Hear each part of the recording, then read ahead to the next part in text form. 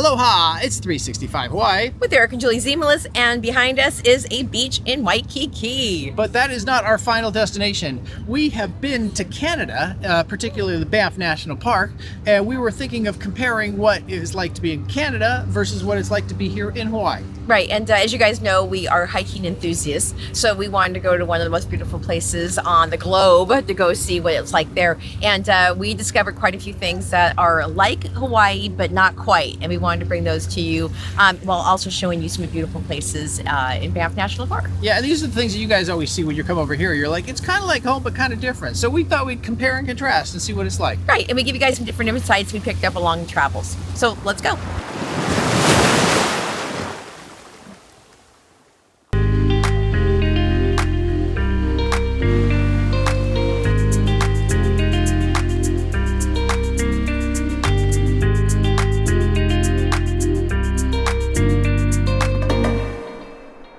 Okay, right after the pandemic in Hawaii, we had what was considered over-tourism or revenge tourism. And it was shocking on how many people showed up and how they literally covered the entire island doing everything. I didn't even know they could have that many people on the island. And yet, now that we've gone out and now here in Banff, particularly this lake. In 2025, like, 2 years, 3 years after over tourism, revenge tourism. That it's still going on. It's all over. We thought that it was just like, I don't know, special to Hawaii, but no, everywhere. Hey, it's Eric here from the editing room. Hey, I just wanted to clarify one thing. In Hawaii, our over tourism has ended, and as a matter of fact, the numbers are going down right now. I think we're somewhere between 6 and 10% lower than we were the year before.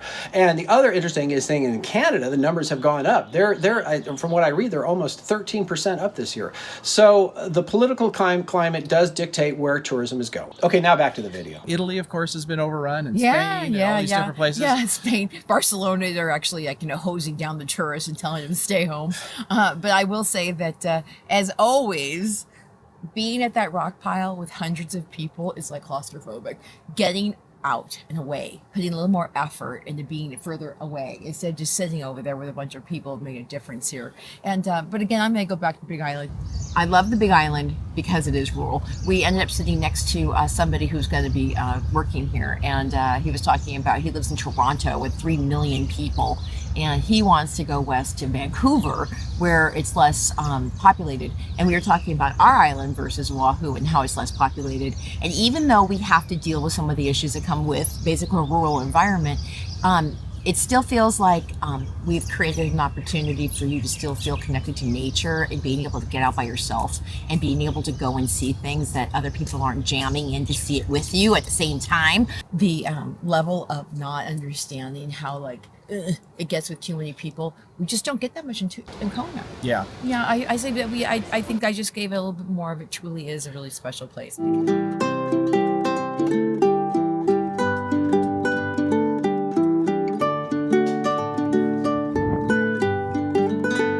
Okay, so we are going out on the famous Lake Louise canoes, and they told us to be here at the crack of dawn. And this is the first time I've ever seen a photo or anything else, this could even happen, is that there's a complete whiteout on the lake.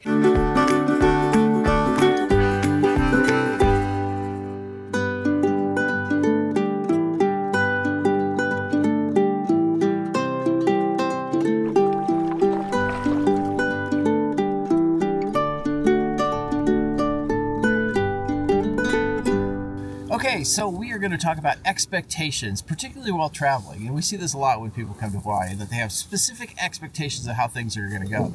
And then it doesn't always go that way. Okay, so you guys, I've been watching videos and photos of people out here on a red canoe on this blue lake in Lake Louise for a long time. And of course, my thought was, I will be the guy that comes out here at sunrise, and it'll be a coming blue day with the blue on the lake, and it will be spectacular. And we woke up today, and there was a complete whiteout on the lake.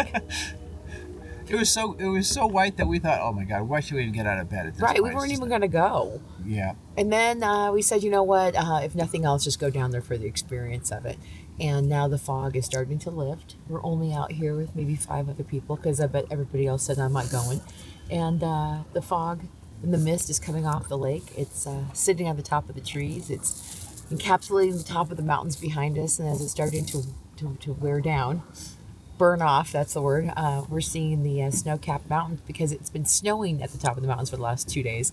So the park staff kept telling us, no matter what the weather, there's always beauty to be found in it. So I'm glad that we showed up for ourselves. So this kind of ties back into Hawaii, that you come here and you're expecting that perfect sunset or not to rain the day that you do or whatever. And it's been happens. raining for months in Hawaii right now. So you got to just kind of have to relax a little bit and just kind of realize that life is what it is, and you kind of have to adapt and change your plans if need be. And that's what this trip has been about for us. It's been just kind of going, well, it looks like it's going to be foggy, so we're not going to do it. We've had several guys like, well, it rained that day, but the day before it didn't. So you kind of have to go with the flow, right? Yeah. And I have learned through many years that you can't control the weather. The only thing you can control is your attitude and how you're going to affect it, with how you show up for yourself. But in Hawaii also, we've had times where people go up to watch the sunrise on Mauna Kea. In fact, Eric and I went all the way up at 5 o'clock in the morning to Haleakala in Maui for our wedding honeymoon. And I was expecting the sun to come out of the ocean and I'd have this beautiful experience. And no, it came up through some clouds. And so, when also on Big Island, that sometimes the wind starts and you're trying to get a beautiful photo and it's whipping in your hair, or just what's happened lately in Kona. We've gotten the afternoon showers that sometimes have stretched into the evenings right over the top of those beautiful sunsets. And then the fog, right? The fog has been up a little bit here and there, so you never know what's going to happen with it. Some days it's good and sometimes it's bad. Yeah, So, and some people drive to a volcano, like just in the last few weeks. People are trying to time the eruption, and you think you're going to get there. In fact, we had friends who just visited a few weeks ago, and it started to bubble up, and I'm like, oh, get there as fast as possible. So they spent the entire day in the park, and it never erupted, and then they left 20 minutes later, and it was fountaining. You never know.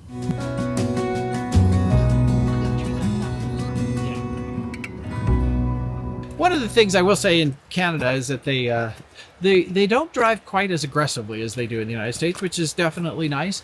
And then that sort of ties into what we're talking about in Hawaii, that in Hawaii, you also want to keep the Aloha spirit while driving. Mm-hmm. And that means not driving at the speed limits are low anyways, but not driving at high speed and zipping in and out of traffic as well. Yeah. And I'll tell you guys, we got a chance to go down this place called the Icefields Parkway. And you're out like basically in the middle of nowhere in a 4-lane highway. And even then people are not driving like maniacs, which is nice. It reminds us of being in the open lava fields in Hawaii Island. So we are out this morning, not freezing our butts off, and we are looking from bears to boats here at the Waikiki Harbor. So I'm just seeing this behind me. It's called Ocean Therapy. And while we were away, I got a chance to actually read the stories of a woman that actually was one of the first white women to actually be in Banff National Park.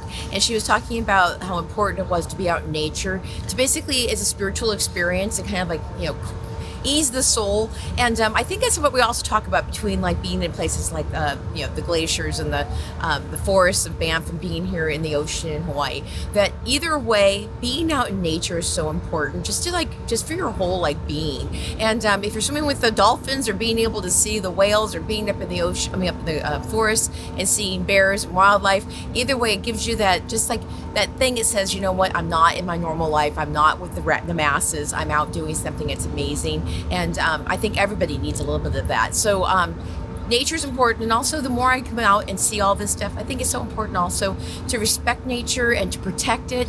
And to just like what they hear in Hawaii, they say, be pono. And that's basically just doing the right thing to make sure that this stays a beautiful experience for all of us.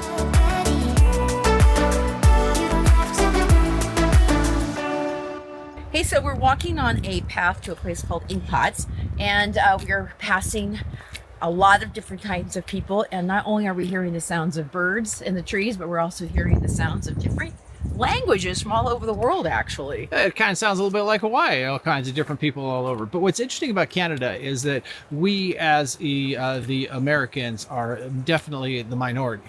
Yeah. You know what? We see a lot of East Indian, Germans, French, Quebecians, which are, speaking French, and people from the UK here, actually. And those are usually not the ones being represented in Hawaii as much. What's interesting about having all these different cultures is you kind of realize that when you travel, you kind of have to fit in with where you're going. And it kind of ties into Hawaii a little bit, because even though Hawaii is part of the United States, it definitely has its own culture, which is quite different. Yeah, and having to fit into that is important. And one thing we were joking around is when we were in France, there's something that they wouldn't do, and that was give me ice in my drink. And then I come to Canada and I'm having the same thing. And so I'm like, what is going on? So I asked a Canadian, I said, what's the story with the ice? And he basically said that a lot of the European nations just don't have the electricity to create lots of ice. And so because they, between sustainability and expense, they don't have it. And so he says that you can get ice in Canada, but for the most part, people are served water for 2 days. And it's usually pretty darn cold because it's cold up here. Yeah, we realized glacial flood, the water that's coming out of the tap is freezing. Okay, so first of all, everything's in Celsius, so it's a little more confusing. But from my understanding, I think it was about 38 this morning, and it's about 50 right now, which is way below anything that we should have in Hawaii.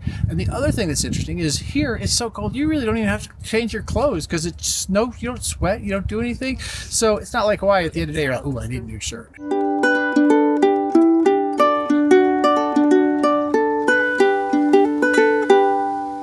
Okay, one of the things everybody talks about when they come to Hawaii is how expensive it is.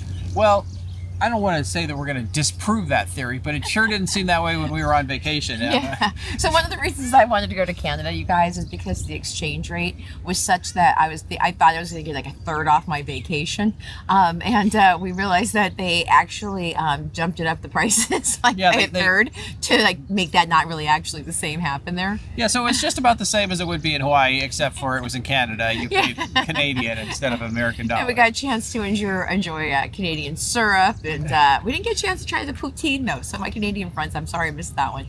But I'll say, though, that we found that just because, here we go. Tourist towns bring in a lot of people, and they can charge more money because more people want to be there, and they'll get it. And I'm sure that you guys are seeing this around the country. But in Banff, even in June, usually a place gets rocketed in July, there were lines for a lot of things. Right, and I think that's kind of where the prices come from, too, is that when there's so many people who want to come to one place, of course they can charge more. Supply and demand. Supply and demand. They got a high supply, so let's crank up the money to make the demand go down a little bit.